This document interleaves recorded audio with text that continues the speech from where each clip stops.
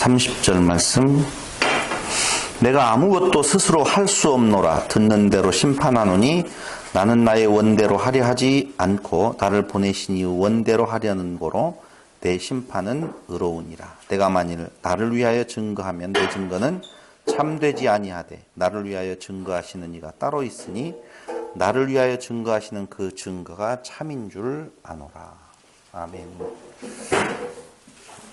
지난 시간 우리는 베데스다 못가에서 안식일에 병자를 고치심으로 말미암아 당신이 안식일을 완성하기 위해서 오신 안식의 주인 되시는 바로 하나님이시다라고 증거하는 내용을 같이 살펴보았습니다.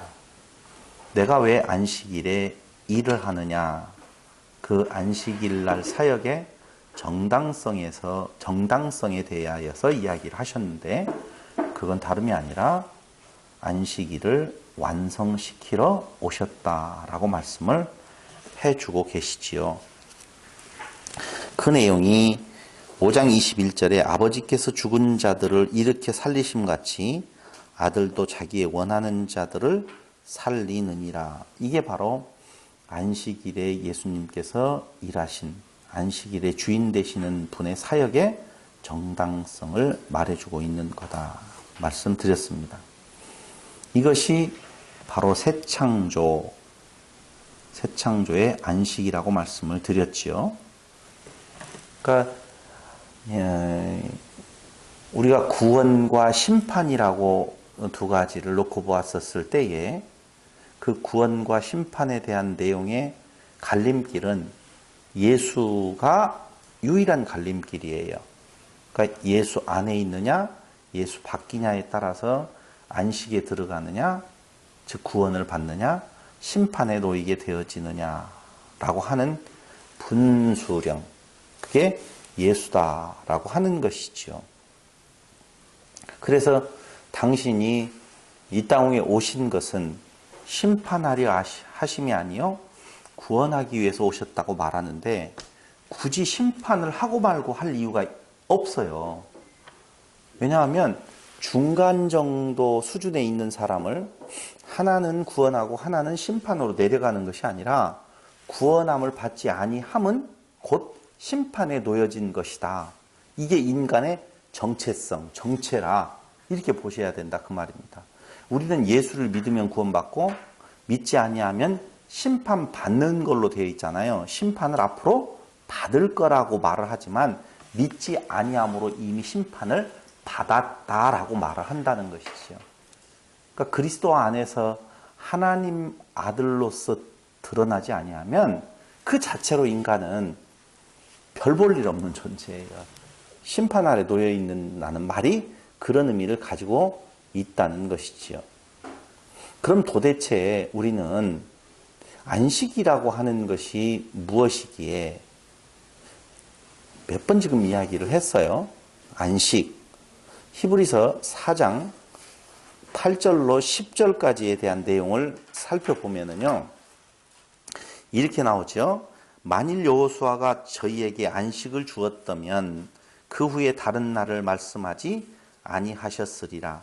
그런즉 안식할 때가 하나님의 백성에게 남아있다라고 말을 하면서 이미 그의 안식에 들어간 자는 이미 그의 안식에 들어간 자예요. 과거에요.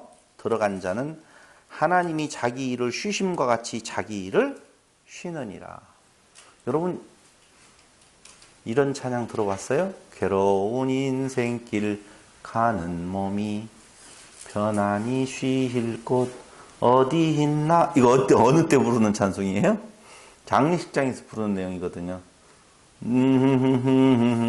따라라리라라 돌아갈래 고향 하늘나라 이렇게 이야기를 하잖아요. 그러니까 우리의 안식이 돌아갈 내 고향 하늘나라, 육신을 벗어버리고 하나님의 나라에 들어갈 때에 안식이 찾아온다.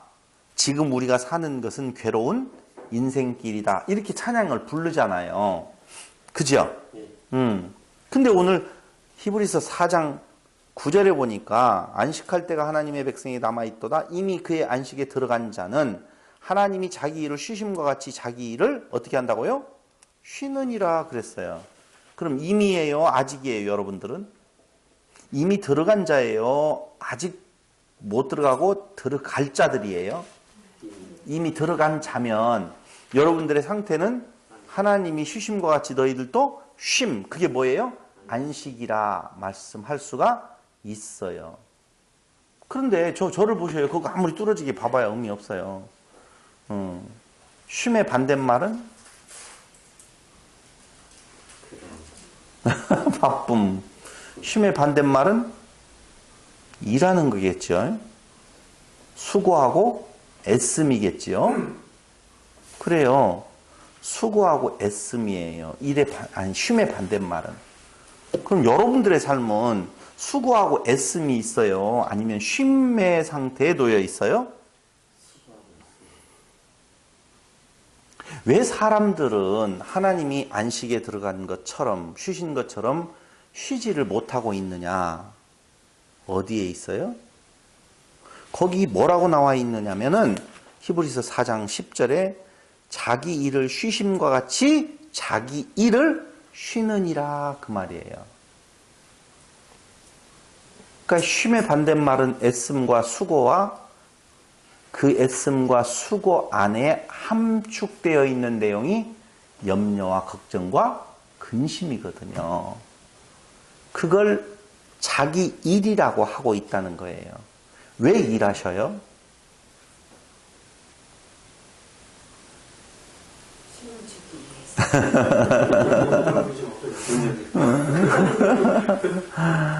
그러니까 일에 대한 내용이 근본적으로 성도와 비성도에게는 차이가 있다니까요. 그러니까 성도 아닌 자들의 일은 내일에 대한 염려와 걱정이에요.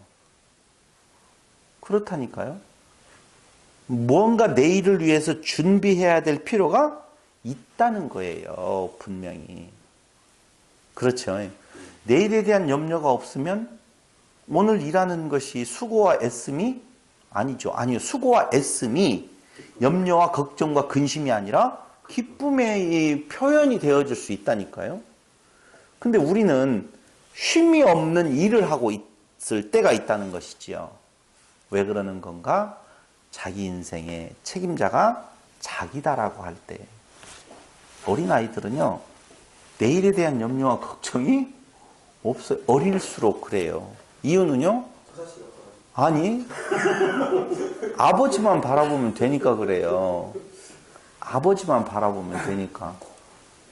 그가 바라볼 것은 딱 하나밖에 없어요. 세상이 어떻게 돌아가든, 최순실이가 어떻게 하든, 박근혜가 무엇을 어떻게 하든, 그런 건 전혀 상관 있다 없다? 없어요. 오직 그 어린아이에게 있어서는 아버지만 바라보면 돼요. 그게 그에게 있어서는 쉼이에요. 근데 엄마 아빠가 없으면 그에게는 불안이지요. 내일에 대한 염려가 있다는 거예요. 그게 쉼이에요. 그게 다른 거 아니야. 그게 뭐라고요? 안식이라 그 말입니다. 그럼 그리스도 안에 있으면 나가 없어진다는 말씀을 드렸었잖아요. 천국은 무엇 한다고요? 침노를 당한다라고 그랬잖아요. 그러니까 내가 없어져요. 침노를 강제적으로 당해 내가 없어요. 묵배임을 당했어요. 그런데 세상에 수고하고 애씀이 어찌 괴로움과 염려와 걱정이 되어지겠느냐 그 말이죠. 그럴 수가 없는 거예요. 그때 부르는 찬송은 아까 부르는 찬송하고 아까 뭐라고 그랬죠? 평안히 쉴 곳 어디 있나? 근데 그때 부르는 찬송은 전혀 달라요. 뭔 찬송이에요? 일은 난 몰라요. 하루하루 살아요. 불행이나 요행함도 내 뜻대로 못해요. 그건 아마 복음 찬송인가? 험한 이 길 가고 가도 끝은 없고 고네요. 주님 예수 팔레미사 나를 이것도 약간은 문제가 있는 찬송이지만은 정확하게 본다라고 보면 이미 안식에 들어갔다라고 말을 하면서 너희도 그의 안식에 들어간 자는 하나님이 자기 일을 쉬심과 같이 자기 일을 쉬느니라. 어디에 들어간 자? 그의 안식에 들어간 자. 그의 안식은 그리스도께서 안식을 이루셨다. 그 안에 들어간 자예요. 그럼 그 안식을 이루시는 일이 뭐예요?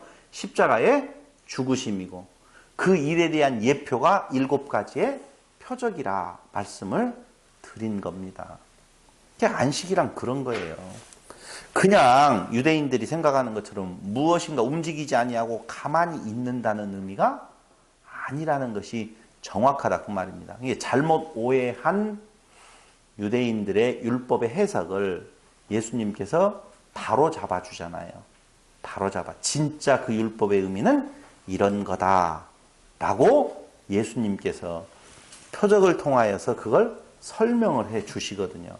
표적을 행하고 잘못 오해한 그들에게 이 표적의 이 율법의 의미는 이런 거다 하고 바로 잡아주는데 안식일은 당신이 이 땅 위에 와서 완성해야 될 새 창조의 사역이다라고 하는 것을 말씀을 드리고 있다는 것입니다.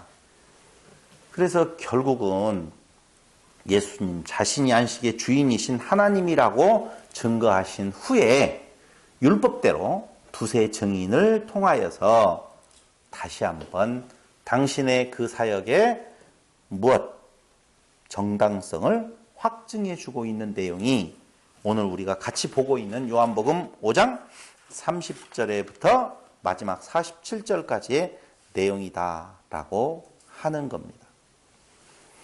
거기 그 세 가지의 증인이라고 하는 것은 세 증인은 지난 시간에 말씀드렸던 것처럼 구약의 율법을 들어서 말하는 거예요. 신명기 19장 15절에 보면 어떤 일의 증언을 하려면 두세 증인을 두어라 라고 말씀하신 대로 그렇게 하셨다는 것이죠. 첫 번째 증인이 누구냐? 세례 요한의 증거예요. 두 번째 증거는 뭐냐? 예수님께서 행하신 역사, 사역, 이루신 사역 역사가 두 번째 증인이에요. 근데 그 두 번째 증거는 사실은 누가 하시는 건가? 하나님께서 예수 안에 그 역사를 이루심으로 예수가 하나님의 아들 그리스도요 하나님이시라고 하는 것을 증거하셨다라고 하는 거고요. 세 번째 증거가 바로 뭐냐? 근데 그 역사는 여러 가지가 있잖아요. 7가지의 역사가 있었단 말입니다. 그러니까 하나님께서 그리스도 안에서 이루시는 역사는 한 가지로 이야기하면 십자가 사건이고 그걸 다시 그 십자가 사건에 대한 예표적으로 7가지의 표적을 통하여서 당신이 하나님이시다, 그리스도다라고 하는 것을 증거하고 있다라고 예수님은 증거를 대고 내게 나타나는 역사를 봐라. 세 번째가 뭐예요? 말씀을 통한 증거라 그 말입니다. 그 말씀은 구약의 성경을 말을 하고 있는 거거든요. 그럼 그 내용을 다시 한번 확인해 보면 이런 거예요. 자, 거기 한번 보죠.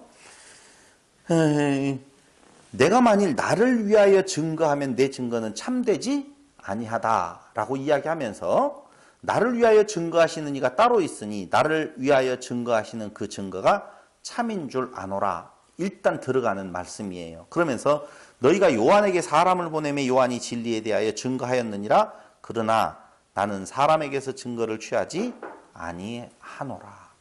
요한이 누구에 대해서 증거했느냐 하면은 예수님에 대해서 증거했어요. 근데 예수님께서 사실은 그 증거를 받을 필요가 없는 분이세요. 어떻게 높은 자가 낮은 자의 증거를 받아요? 그럴 필요가 없다니까요. 그런데도 불구하고 예수님께서 굳이 요한을 이야기를 하는 것은 그 내면 속에는 너희가 요한을 한때 그들에게 있어서 희망으로 봤거든요. 한때는 너희가 그 존재의 나타남을 통하여서 새로운 희망을 갖고 그에게 마음을 주었는데 그가 누구에 대해서? 나에 대해서 지금 증거했다.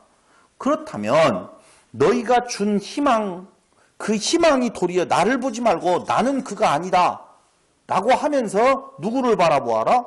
예수를 바라보아라 이야기했는데 너희가 나를 믿지 않는다라고 보면 너희는 그 요한의 무엇으로?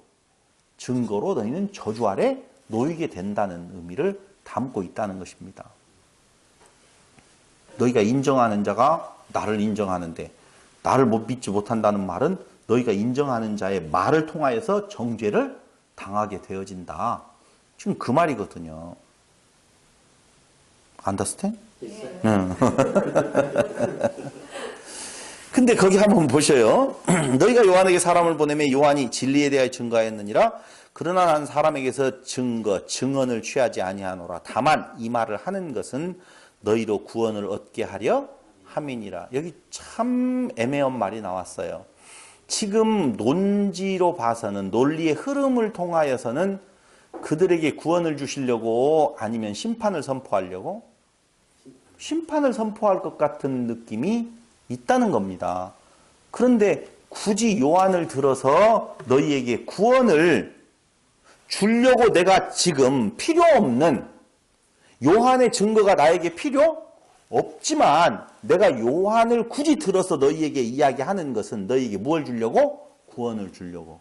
이게 역설이에요. 그래요. 요한의 증거를 통해서 예수를 믿게 되어진 자라고 보면 그는 구원함에 있는 쉼 안에 안식일 안에 들어간 자지만 오히려 요한의 메시지가 나에 대한 증거인데 나를 믿지 않는다라고 하는 것은 너희는 이미 무엇 했느니라? 심판 아래 놓여 있느니라. 이게 역설적인 표현이라고 보시면 돼요. 그러나 굳이 역설로 해석 안 하셔도 되잖아요. 왜냐하면 요한이 증거하는 예수를 믿게 되어지는 것은 무엇이 있는 거예요? 구원이 있는 것이죠. 당연히. 그러니까 두 가지를 다 노리는 거예요. 그 메시지에는. 그러면서 요한은 켜서 비추는 등불이라 너희가 일시 그 빛에 즐거이 있기를 원하였거니와. 일시예요. 그는 뒤에 오실 자를 비추는 등불이에요. 그를 인도하는 그로 인도하는 등불이라고 하는 것입니다. 그러니까 구원을 얻게 한다라고 하는 말이나 지금 이야기하고 있는 요한복음 3장 28절에서 뭐라고 이야기했어요? 3장 28절에서 나의 말한 바 나는 그리스도가 아니요 그의 앞에 보내심을 받은 자라고 한 것을 증거할 자는 너희니라. 나는 그리스도가 아니다. 오히려 그리스도를 증거하는 자요 너희도 역시 그리스도를 증거해야 될 자들이다 라고 이야기를 하고 있다는 것이죠.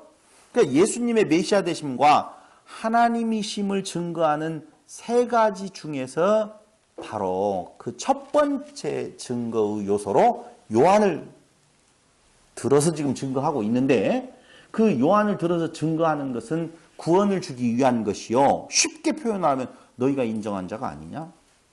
근데 너희가 인정한 자가 나를 증거했었을 때 나를 믿으면 구원함에 있지만 믿지 않았었을 때는 너희에게는 당연히 심판이 놓여 있다 라고 예수님께서 이야기를 하면서 거기 그 말이에요.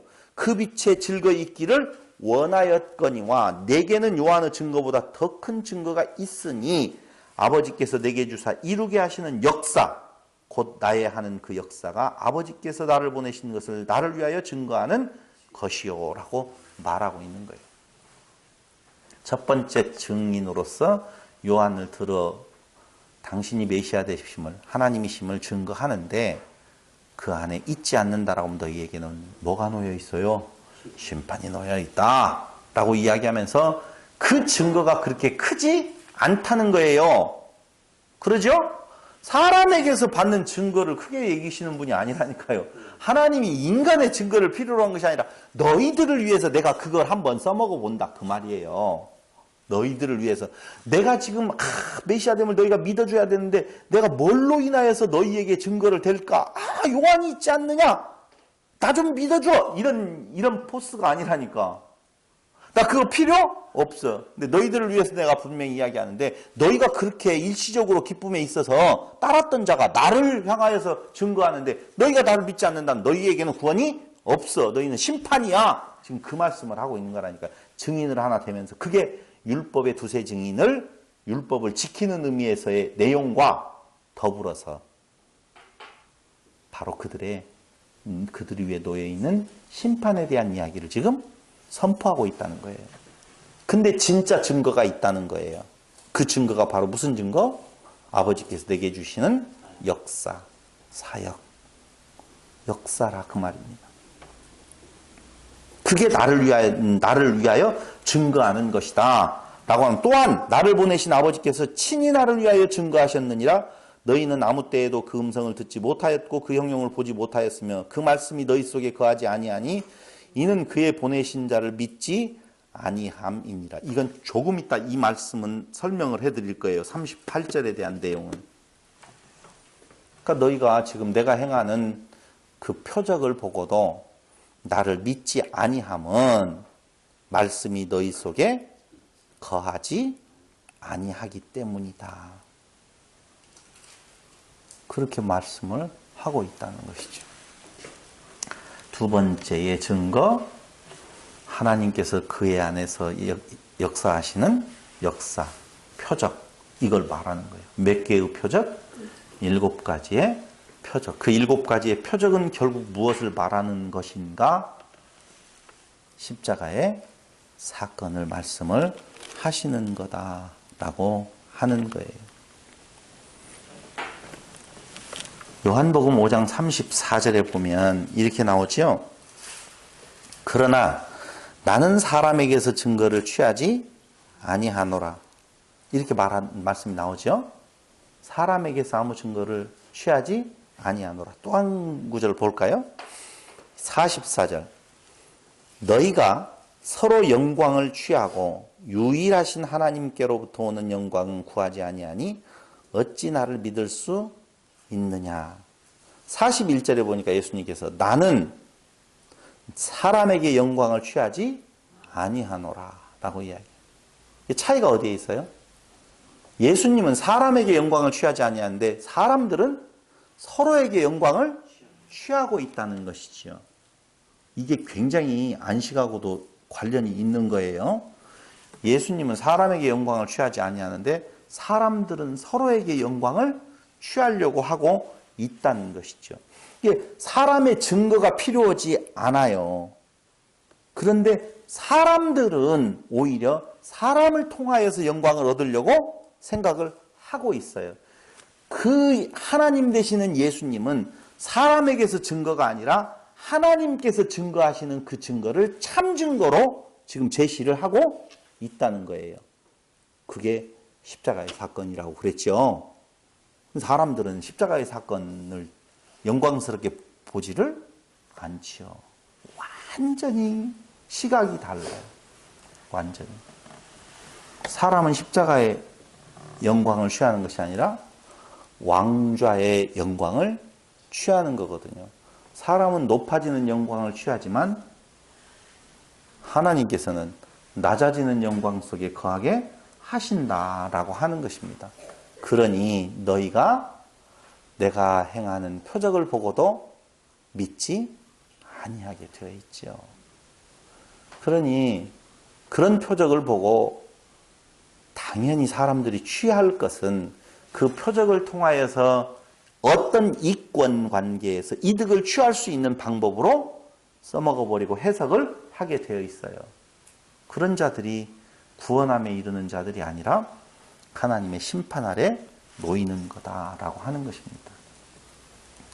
그러면서 세 번째 증거를 이야기하는데 우리가 너무너무 잘 아는 거예요.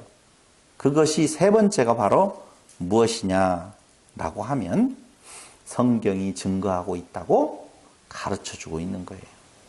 그때의 성경은 구약 성경이죠. 구약 성경이에요. 특히 모세오경을 이야기를 하죠. 근데 보세요. 39절. 너희가 성경에서 영생을 얻는 줄 생각하고 성경을 상고하거니와 이 성경이 곧 내게 대하여 증거하는 것이로다. 자, 성경을 왜 우리가 그때의 유대인들이 공부하느냐?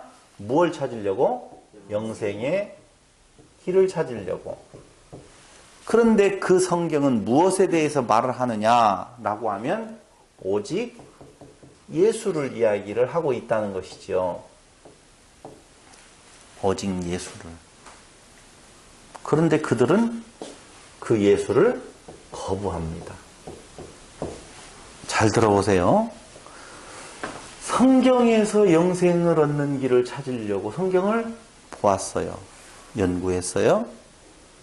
그런데 그 성경은 예수를 가르치고 있어요. 그런데 그 예수를 거부해버려요. 왜요? 네? 예수가 필요 없습니다. 영생의 길을 찾으려고 성경을 보았잖아요. 이 영생의 길을 찾으려고, 영생을 얻으려고, 성경에서 영생을 얻으려고 그 성경을 봤어요. 어떻게 봤다는 거예요? 도대체. 자기의 높아지는 거. 그게 그 말이에요. 여기에서. 성경에서 영생을 발견하려고 했다는 영생이 어디 있을까, 무엇을 말할까 이런 말이 아니고 그 성경을 윤리와 도덕으로 이미 보아서 그 성경의 항목을 내가 지킴으로 내 의를 세우려고 너희들은 지금 성경을 보았다. 그 말이에요. 책망이에요. 그런데 그 성경은 실제에 담고 있는 내용은 예수다. 나다. 그 말을 하고 있는 거거든요. 그러니까 너희들은 그동안의 성경을 윤리와 도덕 개념으로서 지켜 행함으로 말미암아 자기가 자기 의를 가지고 영생의 길을 갈 수 있다라고 생각하면서 성경을 팠다 이거죠. 그렇기 때문에 당연히 예수를 부정한 것이 아니라 그 영생의 길, 자기 높아짐의 길을 찾으면 당연히 안 보인다니까요. 당연히 안 보여요. 그래서 그 성경을 바로 풀어서 가르쳐주고 있는 예수를 어떻게 한다고요? 거부한다 그 말이에요. 그럼 예수가 와서 그 영생의 길을, 성경을 어떻게 가르치면 더욱더 지켜 행하라 라고 가르치면 예수를 어떻게 했겠어요? 영접을 했겠죠. 그런다니까요.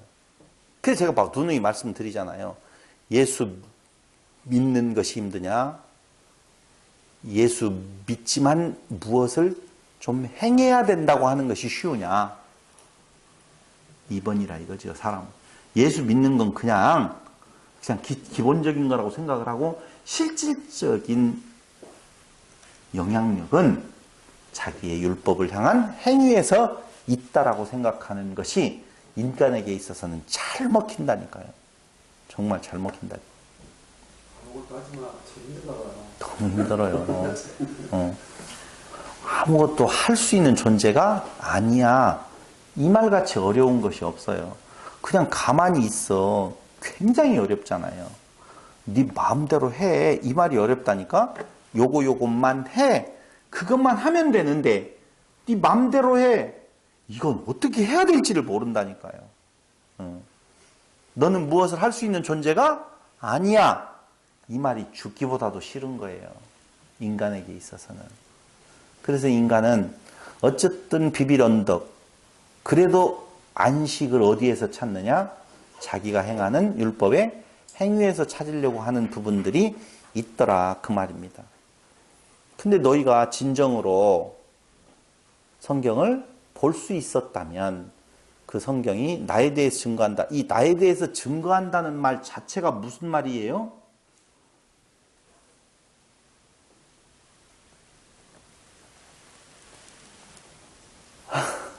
보세요. 다시 한 번만 더 보도록 하겠습니다. 요한복음 5장 42절 한번 보시죠.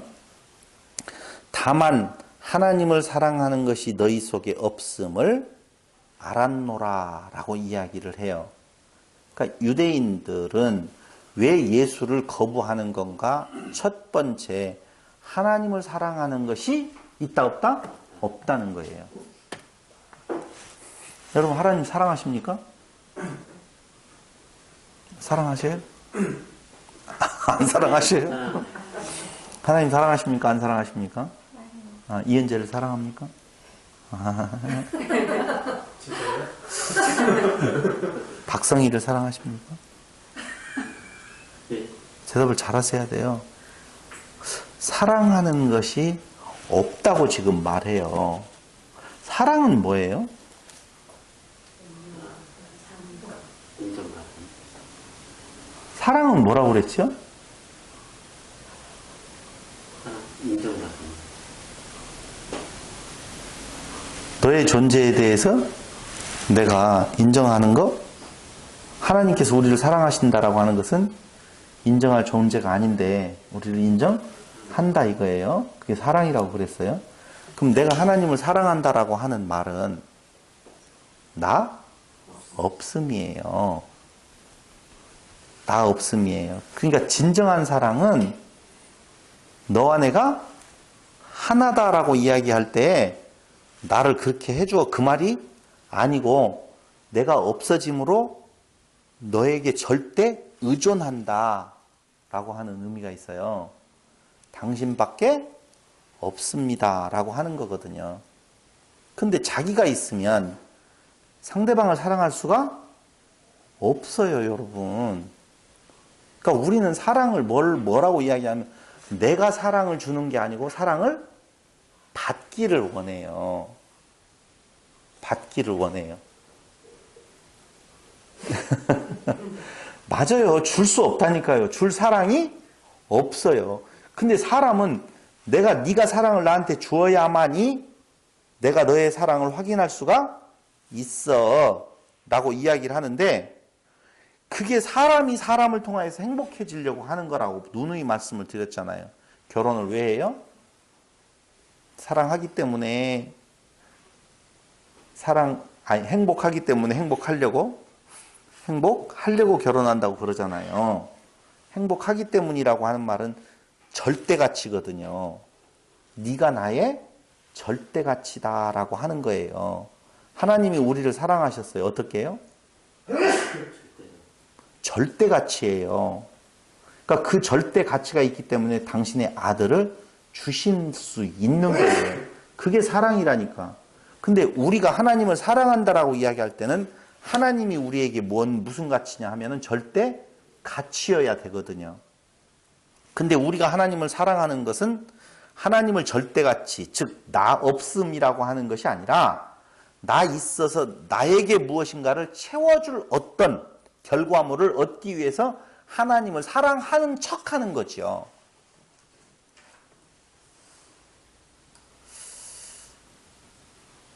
충분히 이해할 수 있을 것 같아요. 유대인들은 하나님을 사랑하는 것이 없었다고 말해요. 42절에 보니까. 다만 하나님을 사랑하는 것이 너희 속에 없음을 알았다라고 이야기한다니까요. 그럼 그들은 영생을 얻을까 하고 성경을 상고했는데 그 안에 하나님을 사랑하는 것이 없다는 말은 하나님과 지금 맞서 있다는 거예요. 그 하나님과 맞섬이 뭐냐면은 자기의 의를 세우려고 하는 마음이 그 안에 가득히 있다는 것을 말해주고 있는 거라 그 말입니다. 제가 우리는 어떠냐라고 물어본 것 죄송해요. 물어볼 것도 없지만 여러분 힘들으셨을 거예요. 뭐라고 답을 해야 될지 모르겠다라고 하는 것이죠. 근데 하나님을 사랑하는 것이 없어요. 44절에 한번 보세요. 너희가 서로 영광을 취하고 유일하신 하나님께로부터 오는 영광은 구하지 아니하니 어찌 나를 믿을 수 있느냐. 그러니까 결국은 하나님을 사랑하는 것이 없어. 왜냐하면 서로 영광을 취하는 인간 군상들의 모습이기 때문에 그래요. 이거 정말 어려워요. 서로의 영광을 취하는 거지요. 그러니까 하나님 앞에 서면 없음이거든요. 여러분 히브리서 6장 1절에 보시면 조금 이따 말을 하려다가 이것 먼저 풀을게요. 히브리서 6장 1절.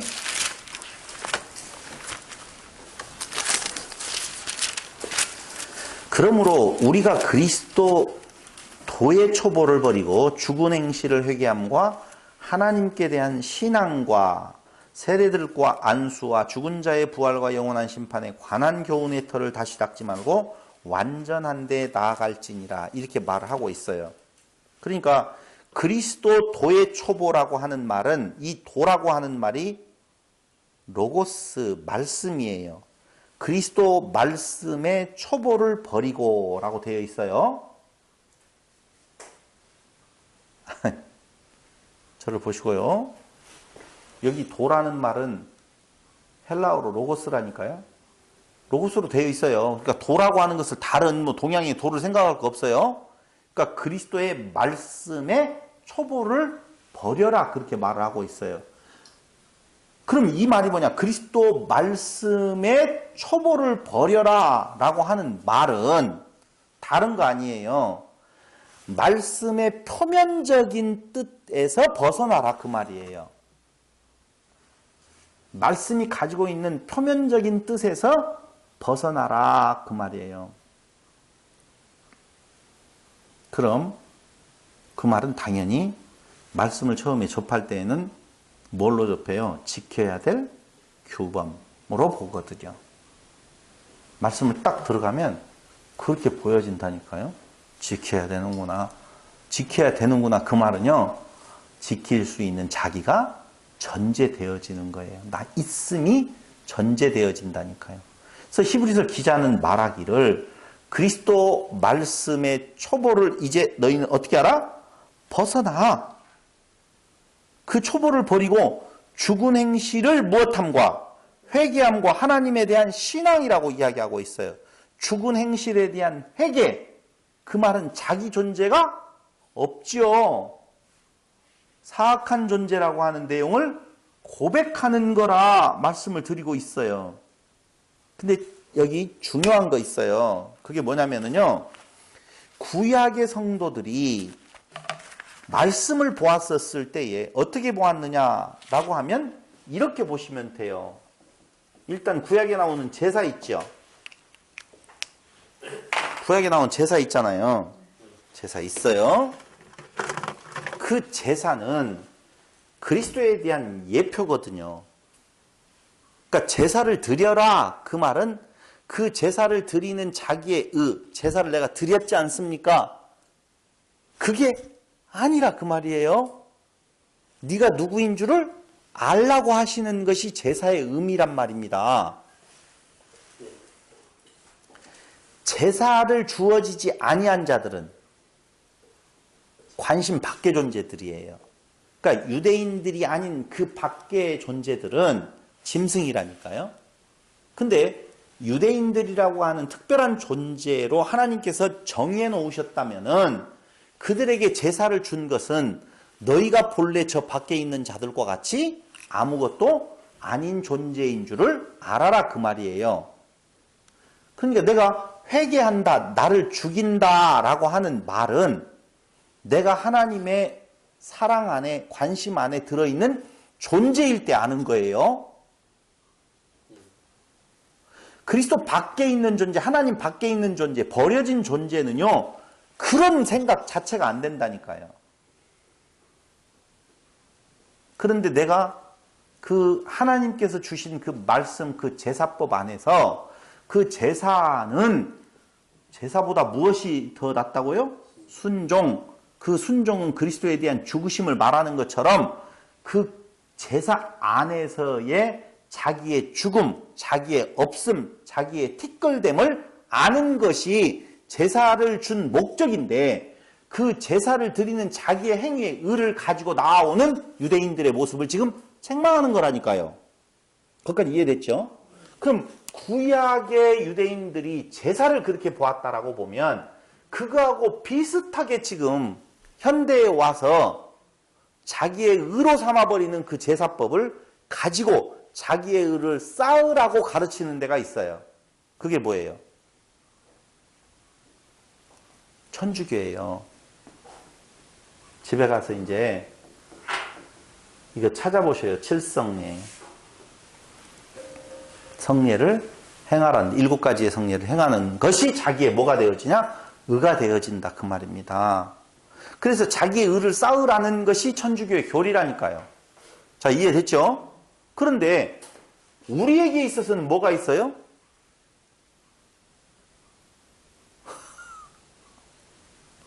예배가 있어요. 예배. 그런데 오늘 제사나 칠성례하고 똑같은 개념의 예배를 생각하는 자들이 정말 많아요. 그렇게 생각하는 자들이 많다니까요. 말씀은 사사로이 풀지 말라고 베드로후서 1장 20절로 21절에서 말을 하고 있어요. 그렇죠? 말씀은 절대 사사로이 풀지 말아라. 성령의 감동하심을 입은 사람들이 하나님께 받아 말하는 것이다 라고 그랬잖아요. 그때 감동하심을 입다라고 한 글자는 회로메노이라고 하는 헬라어를 쓰는데 인도하심을 받다, 이끌림을 받다라고 하는 말이거든요. 이 말은요, 무슨 말이냐면 자기가 없어요. 하나님의 절대 주권에 의해서 이끌림을 받아가는 거예요. 그러니까 하나님께서 깨닫게 하지 아니하시면 사사로이 풀 수밖에 없다는 거예요. 그럼 하나님의 그 인도하심을 따라서, 성령의 인도를 따라서 성경을 상고하게 되어진다라고 보면 그 안에서 누구를 발견한다? 예수를 발견한다라고 하는 건데요. 예수를 발견한다라고 하는 건데, 자, 봐봐요. 참된 예배라고 하는 개념이 5장 38절 그 말씀이 너희 속에 거하지 아니하니 이는 그의 보내신 자를 믿지 아니함이니라. 믿지 아니함과 말씀이 거하지 아니함이에요. 믿지 아니하는 것, 말씀이 거하지 아니함이요. 말씀이 거하지 아니하면 믿을 수가 없다는 거예요. 근데 말씀이 우리 안에 거하면 예수를 영접하고 믿게 되어지지요. 맞잖아요. 예수를 믿지 아니한다는 말은 말씀이 우리 안에 거하지 아니한다는 거예요. 그런데 말씀이 육신이 되어 그 속에 거하는 자들, 말씀이 육신이 되어 우리 가운데 거하심에 뭐 이런 말이 있잖아요. 말씀이 육신이 되어 우리 가운데 거하셔요. 한번 찾아볼래요? 요한복음 5장 24절로 25절에 보면 내가 진실로 진실로 너희에게 이르노니 내 말을 듣고 또 나 보내신 이를 믿는 자는 영생을 얻었고 심판에 이르지 아니하나니 사망에서 생명으로 옮겼느니라. 진실로 진실로 너희에게 이르노니 죽은 자들이 하나님의 아들의 음성을 들을 때가 오나니 곧 이때라. 듣는 자는 살아나리라. 그러니까 내 말을 듣고 나 보내신 이를 믿는다. 똑같잖아요 지금. 아까 38절에서 그 말씀이 너희 속에 거하지 아니하니 이는 그의 보내신 자를 믿지 아니함이다 라고 하는 말씀이나 24절에 내가 진실로 진실로 너희에게 이르노니 내 말을 듣고 또 나 보내신 이를 믿는 자는 말을 듣고 나를 믿는 자는 영생을 얻었고 심판에 이르지 아니한다 라고 그랬잖아요. 그러니까 말씀이 들려져 믿어지느냐 믿어지지 않느냐, 이거 말씀이 우리 안에 거하면 예수를 당연히 믿을 수밖에 없어요. 근데 지금 하고 싶은 말은 무슨 이야기냐면은 우리가 예배 중에 말씀을 선포해요. 지금 예배를 왜 드려요? 예배가 뭐냐 지금 이 말을 하고 있어요. 그럼 예배의 요소를 보면 3요소 중에 뭐가 들어가요? 기도, 말씀, 찬송이 들어가요. 3요소 중에. 근데 이 중에서 지금 말씀이 빠지면 돼요? 안 돼요? 안 돼요. 근데 왜 말씀을 선포하느냐 그 말입니다. 여러분 말씀이 선포되어지면 어떤 느낌이 가요?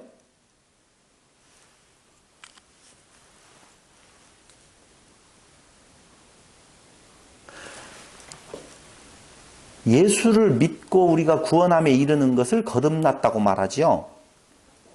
거듭난 자라고 말하죠. 그걸 아노땐이라고 하거든요. 그럼 아노땐이라는 말은 위로부터 난다 이런 말이에요. 위로부터 난 자, 말씀이 육신이 돼 그 속에 거하게 된 자들이거든요. 말씀이 그 속에 들어와요. 위로부터 난다고 그랬어요. 우리가 거듭남은. 그럼 말씀 되시는 그분이 우리 안에 들어와서 무엇을 하게 되어지느냐? 관절과 골수를 찔러 쪼개기까지 한다고 그랬어요. 그냥 어디 구절이 아니어도 우리 너무너무나 잘 알고 있는 구절이니까 제가 그냥 말씀을 드리는 거예요. 그러고 말씀은 어떻게 한다고 그랬어요? 침노해 들어온다고 그랬거든요. 그러니까 예배라고 하는 것은 무엇을 말하는 건가? 말씀이 우리 안에 침노해 들어오는 거예요. 말씀이 들어와. 그럼 말씀이 들어와서 무엇을 하느냐? 거듭나게 만드는데요. 요한복음 1장 13절.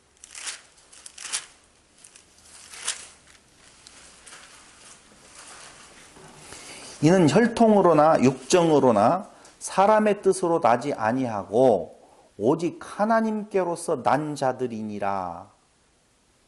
하나님께로서 났다 거듭난 자들이다 라고 이야기를 해요.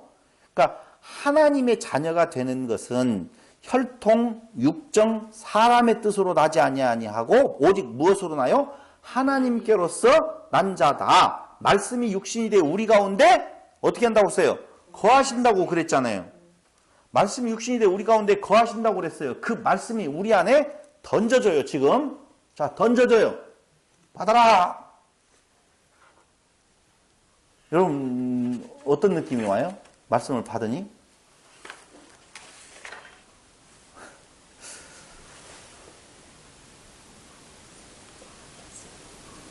아프지요. 아프다니까요. 봐봐요. 예배를 내가 드림으로 나의 의를 쌓는 칠성례나 나의 의를 쌓는 제사행위로 생각하는 사람들이 많다니까요. 근데 예배는 그게 아니에요. 예배는 뭐가 예배인 건가? 말씀이 각 지체 속으로 위로부터 쏟아지는 거예요. 쏟아지는 거라니까. 그 말씀의 화살이에요, 검이에요. 검이라고 그러잖아요. 검이 와서 나를 헤집는다니까. 어떻게 헤집느냐? 원래 제사를 준 목적대로. 너 아무것도 아니다. 너의 모습을 보아라. 얼마나 너 안에 너의 의를 세우려고 하는 부분이 있느냐 라고 할 때 말씀이 우리 안에 떨어지면 싸운다니까, 그 안에서. 그러니 괴로움이에요, 즐거움이에요.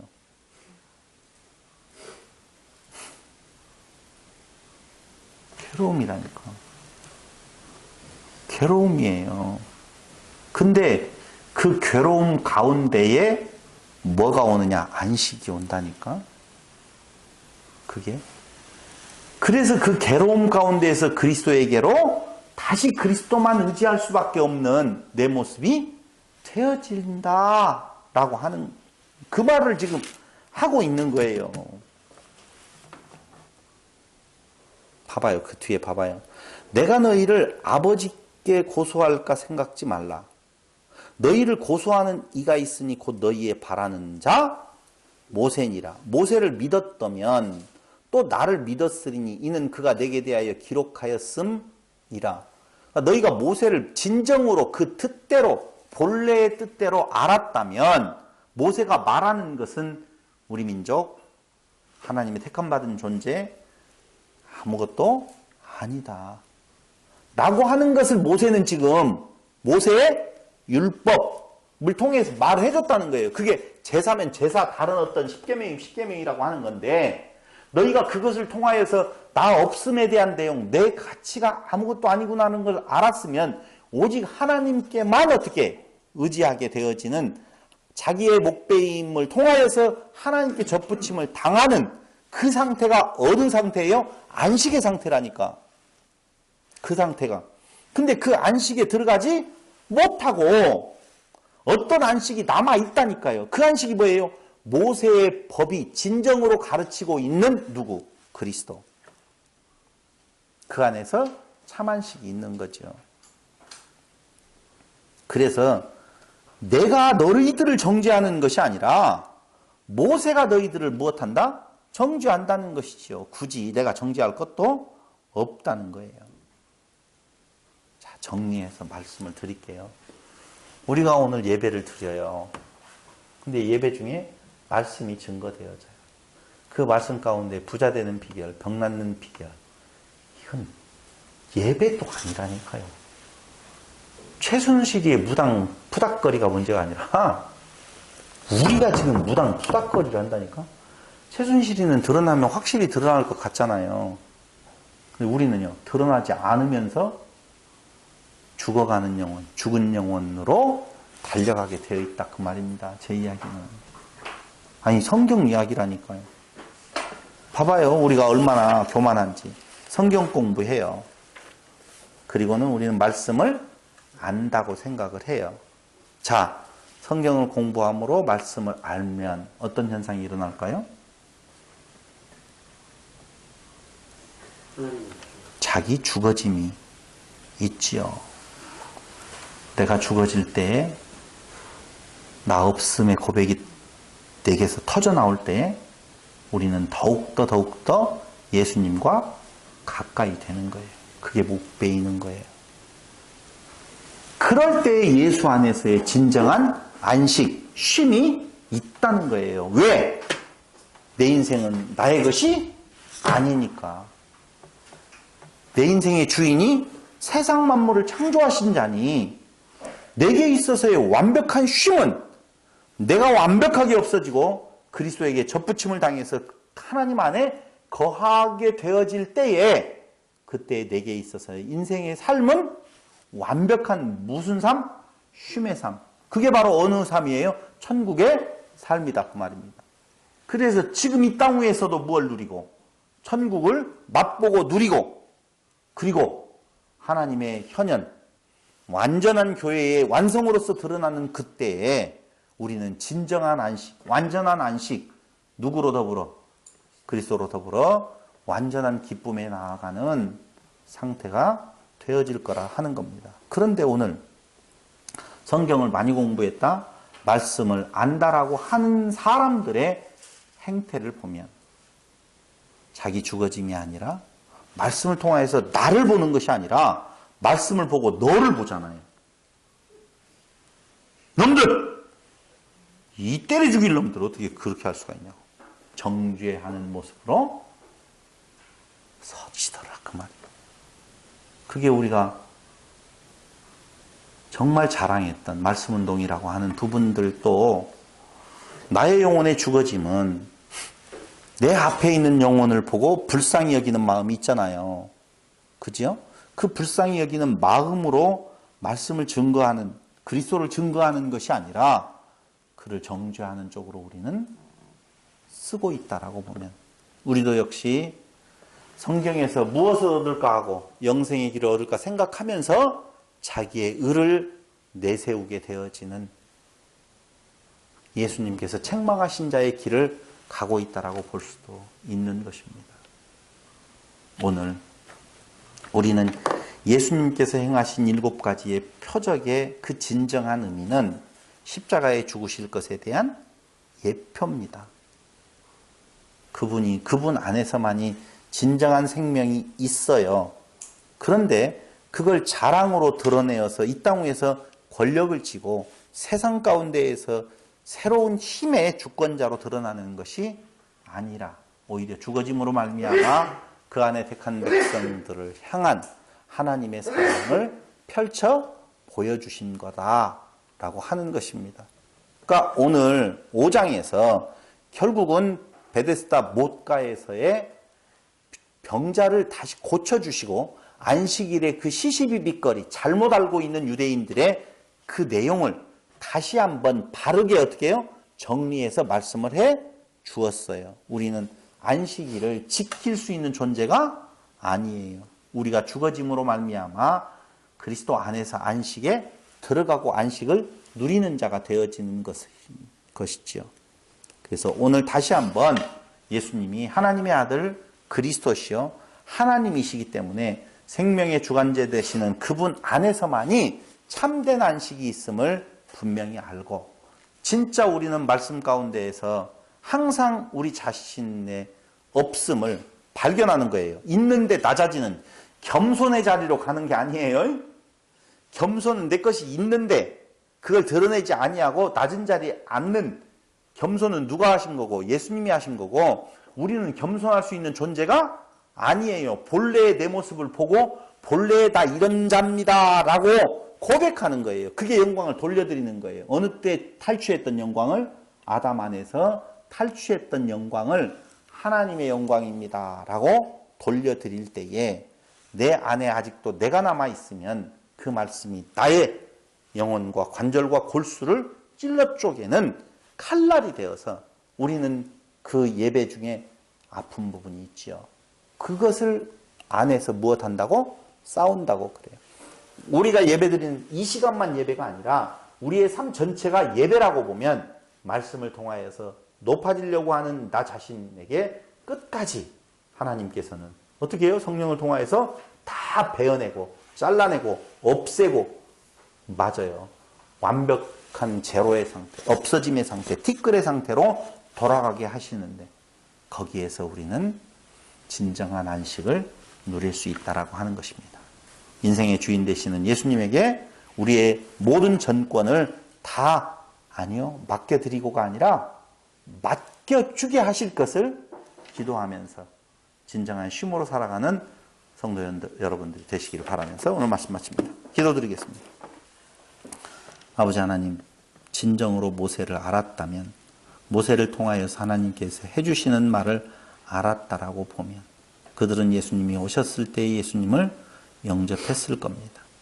그렇게 많은 노력과 많은 시간을 들여서 성경을 연구했던 그들에게 그리스도가 임하신 것이 아니라 오늘 아무 공로 없고 보잘것없고 죽기 위해 태어난 짐승과도 같은 우리에게 예수를 발견하게 하시고 예수 안에서 생명이 있음을 알게 하셔서 우리로 그 안에 거하게 하심으로 말미암아 진정한 안식을 누릴 수 있도록 인도하시는 은혜를 진실로 감사드립니다. 이 땅 짧은 시간 동안에 내일에 대한 염려, 내가 주인 되어서 왕의 자리에 앉아서 아버지 하나님 염려와 걱정으로 세상을 살아가는 자들이 아니라 오직 우리의 왕좌를 그리스도에게 내어주고 우리 목배임 당한 자로서 내일 일은 모르지만 하나님께서 인도하시는 바 하나님께서 그 나라를 완성하실 그 날을 위해 살아가게 하시는 것, 이 땅 위에서는 육체적으로 곤고한 날이 온다 할지라도 좌절하지 아니하고 또한 때때로 형통한 날이 올 때도 자고하지 아니하고 오히려 예예 아니요 아니요 오직 하나님의 종된 자로서 그리스도의 지체된 자로서 이 땅 위에 삶을 담담하게 살아가는 성도들이 되게 하여 주시기를 예수님의 이름으로 기도드립니다. 아멘. 찬송가 268장으로 찬양드리겠습니다.